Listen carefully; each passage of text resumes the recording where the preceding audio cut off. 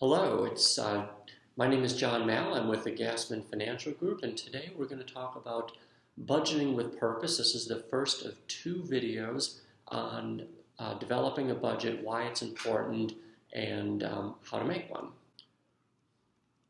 So what's a budget and why do you need a budget? Well, as financial planners, a budget is really the beginning of the work that we do with clients. We look at a budget for a lot of different reasons: how to allocate savings, how much money they are saving for retirement or spending in retirement. So it's a really important component of a good financial plan. So budget in its essence is really just an accounting of how you're spending your money.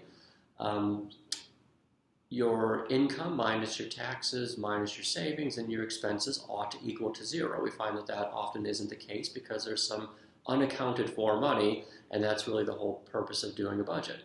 So a budget really will help you to do a couple of things. First, it puts you into control. Once you figure out where your money is going on a weekly or monthly basis, what categories you're spending your money on, if there's any that are larger than maybe they ought to be, it can help you to see where you may want to trim your budget, and it can help you ultimately to allocate your money more efficiently. So saving, figuring out maybe months that you have additional income in your budget that you can deploy more effectively towards your savings.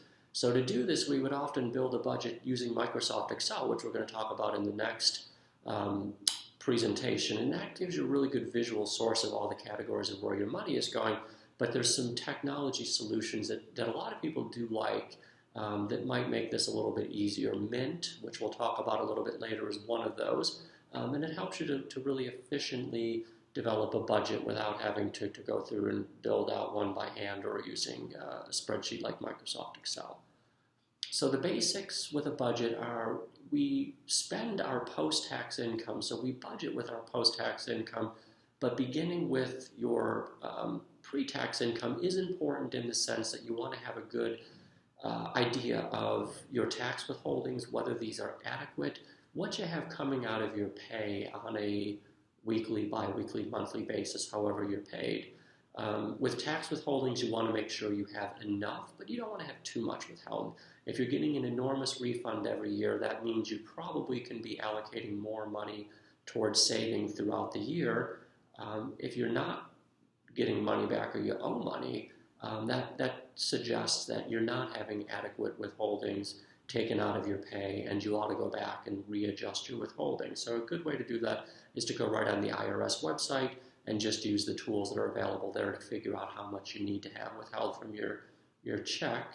You can use your tax refund or your tax payment as a guide for whether you're having too much or too little withheld, but that's imperfect.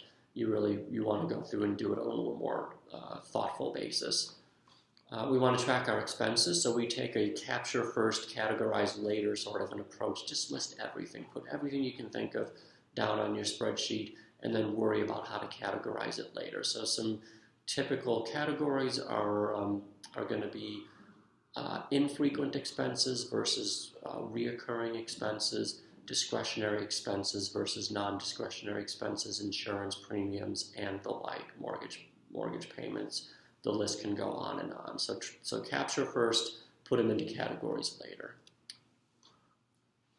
So net income. So net income is really your income less your expenses. So the budget is really a convention that is going to capture both your income as well as your cash flows, whether they're regular outgoing things like your mortgage payments or irregular things, maybe vacations, insurance premiums, etc. So what we want to do here is capture large inflows and put them into different categories, and we'll show you that a little bit more in the next presentation, what those categories look like.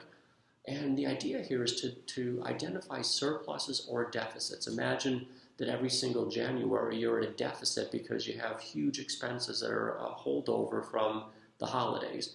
January might be a tough month to save, but you might be able to spread those expenses out throughout the year. Maybe insurance premiums are due or other large expenses are due in January that you could pay on a monthly basis instead. So it can help you to allocate your savings more effectively. Or if you can't avoid those expenses, maybe you can just shift your savings into other months where you have more free cash flow in those months. So a budget puts you in control and helps you identify those opportunities.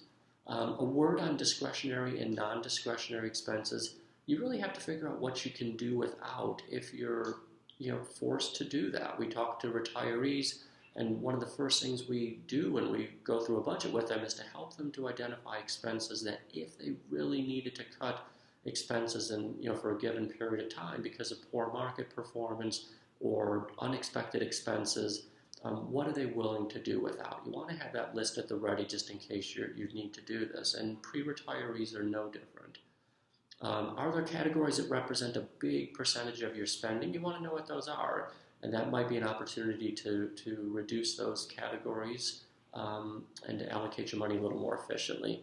Also look for big one-time expenses that might be skewing your budget. That big vacation you take every year, you spend a lot of money. Maybe you can spread the saving for that over multiple periods and help it so it doesn't skew your numbers so much. And also, are you highly reliant on variable inflows, to cover expenses? So going back to the January holdover expenses from the holidays, do you get a bonus in January? Maybe you're highly reliant on paying those expenses from your bonus. Well, you might not want to rely on that. You might want to make other provisions just in case that bonus doesn't come in. And a way you can do this is to use balance billing or other monthly payment plans, such as spreading your insurance premiums over the course of the year rather than paying them once a year. And finally, we have a budgeting application, Mint, that we like. I use this myself. It's an online program that helps you to track your income as well as your expenses. There's data aggregation and some other really interesting features that come along with this. But this might be a good way to develop a budget and to make sure you keep it up to date. So look at Mint and other available technology solutions to your budget. That might be a good option for a lot of people that are listening. So I want to thank you for spending a couple of minutes with us today. There's going to be a second part of this presentation that'll kind of continue the discussion on budgeting and savings. And we hope you'll take a look at our YouTube channel for other topical videos, the Gassman Financial Group on YouTube. Thank you again. Have a terrific day.